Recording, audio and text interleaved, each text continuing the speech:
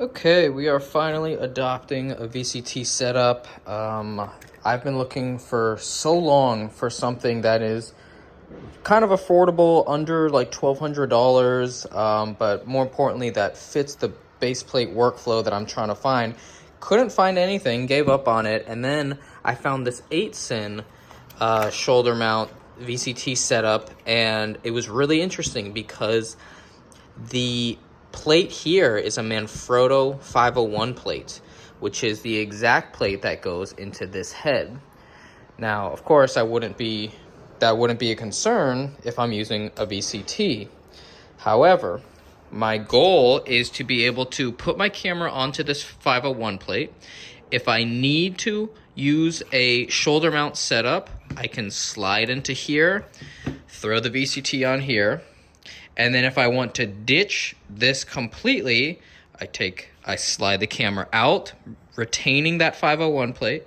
I pop this off and can immediately go into this 501 plate receiver, this head.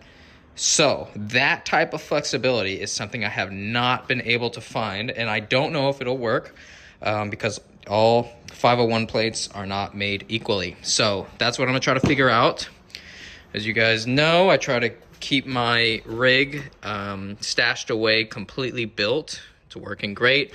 This works fantastic. The only thing I have to take off is the side handle, but it's a quick snap in and then put the cable in. So I'm actually liking this right now rather than taking off the monitor. So we pull this out and let's see if this works. I look very bummy. It's the day after Thanksgiving. My girlfriend's Halloween decorations are still up, but I'm excited to see if this works. So first things first, I'm gonna see if my existing 501 plate can slide in here, or if I really need to use this one. So let's see, this is backwards. So this is a nice long plate with a safety on this end and a safety on that end. So let's hit the release. Okay, so it comes out through the back.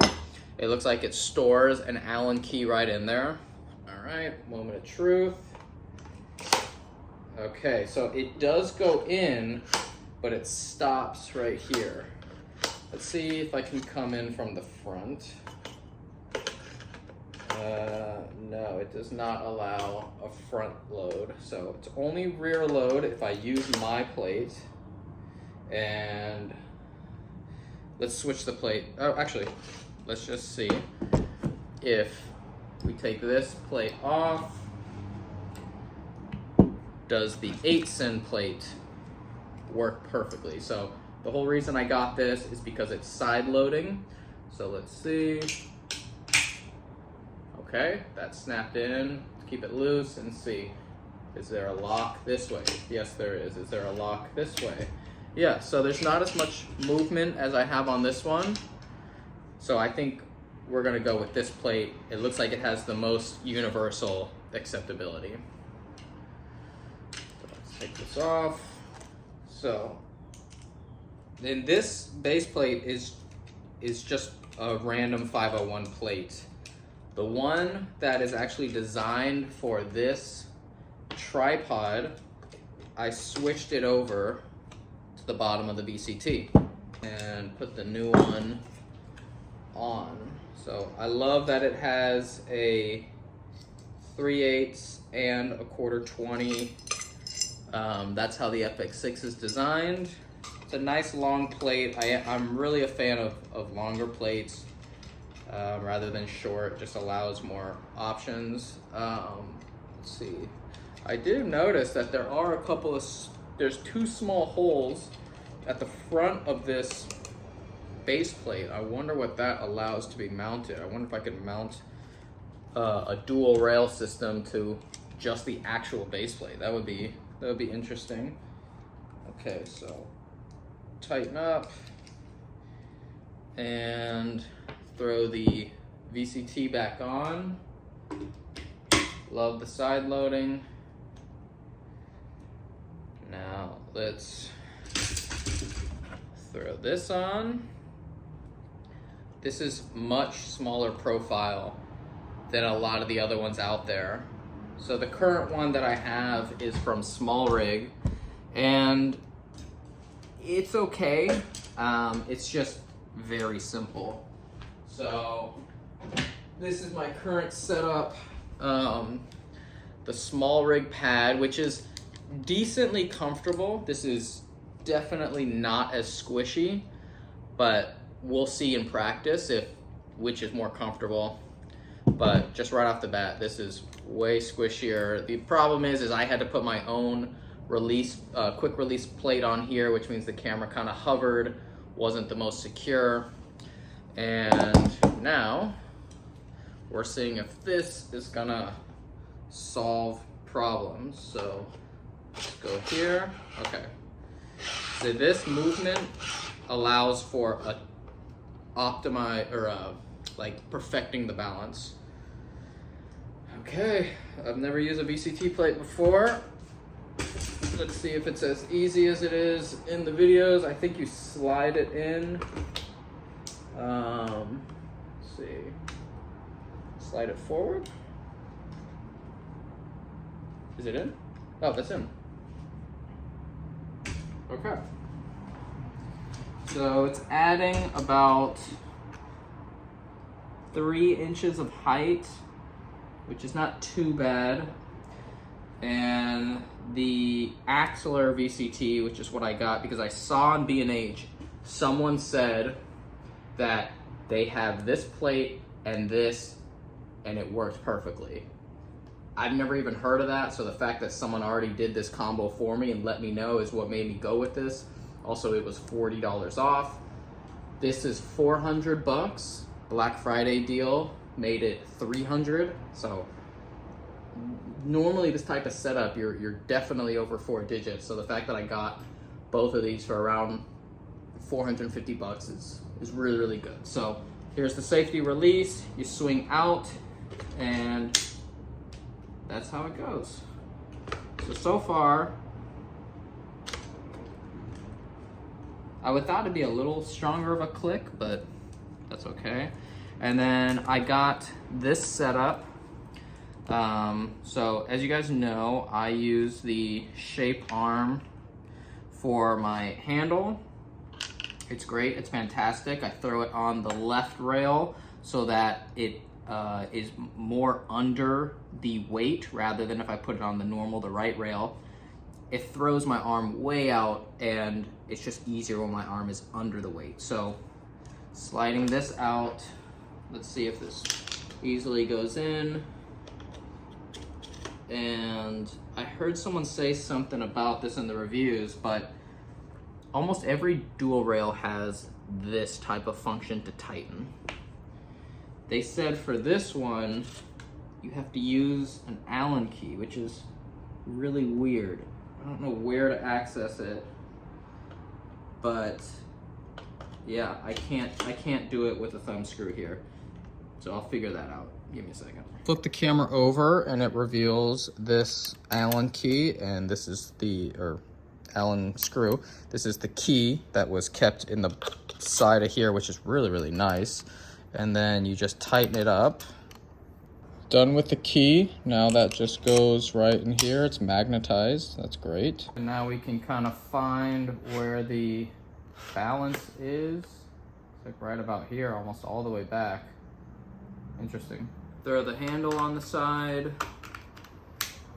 And I need my cable that I keep inside the rod holder, which is just a little bit easier.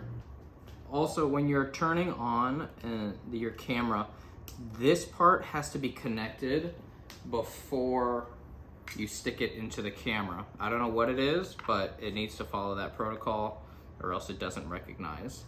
So now, if I'm a real VCT guy, I should just be able to slide off.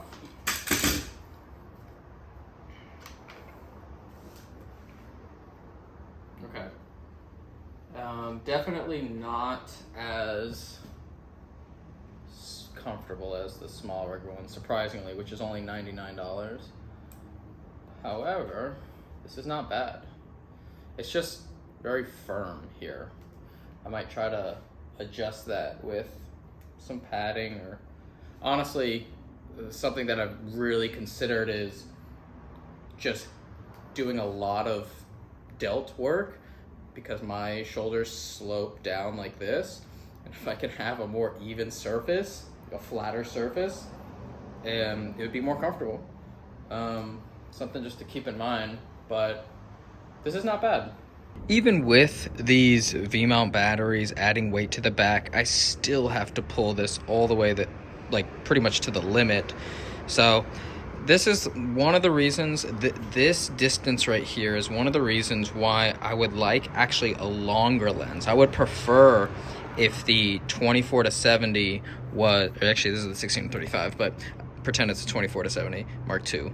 I would prefer if it was the extended barrel length, or actually even a little further, because that means I could drop this down even further.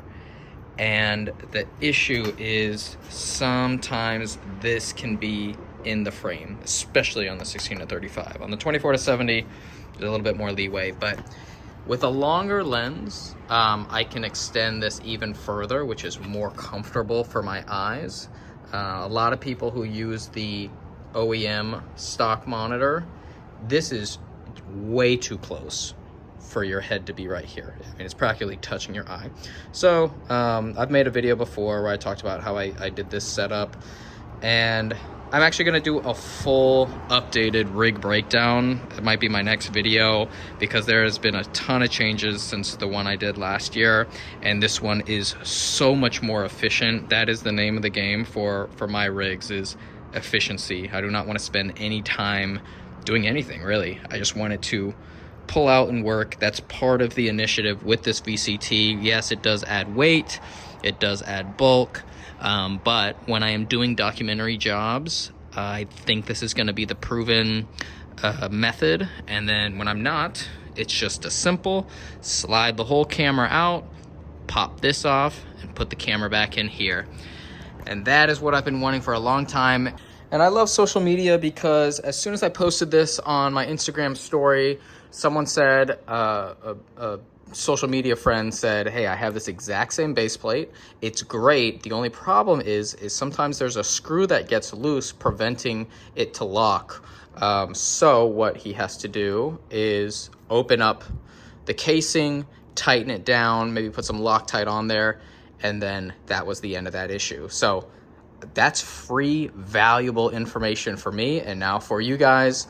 Of course, I'm gonna test this product and give you more thoughts as I go, but just having that bit of information can prevent a huge issue when on site.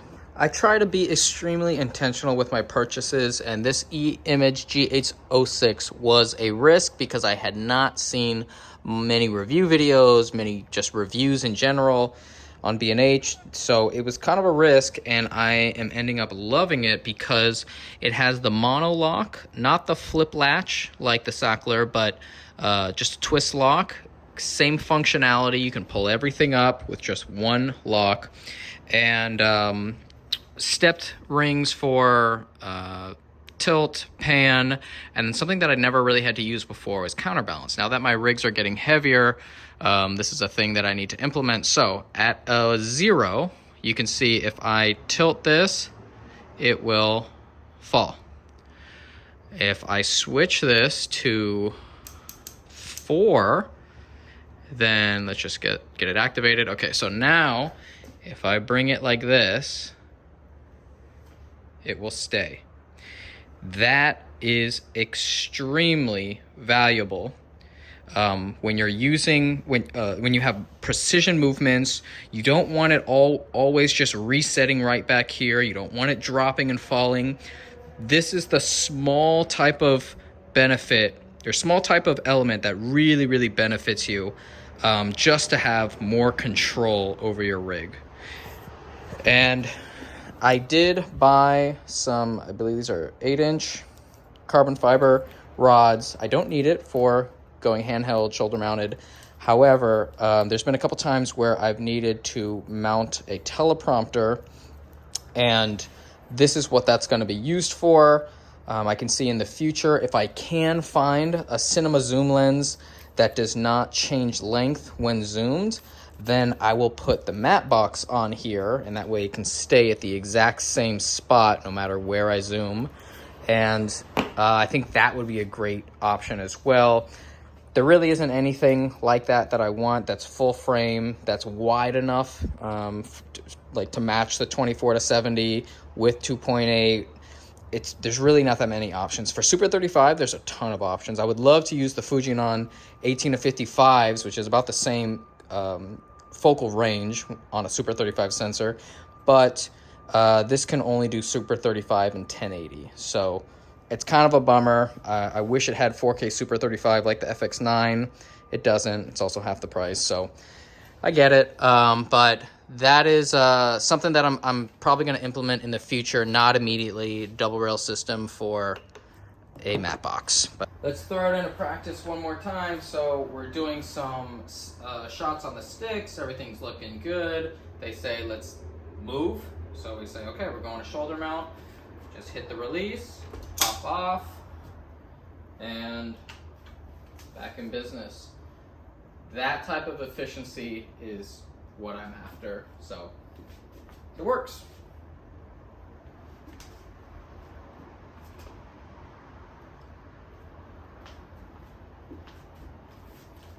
Links in description.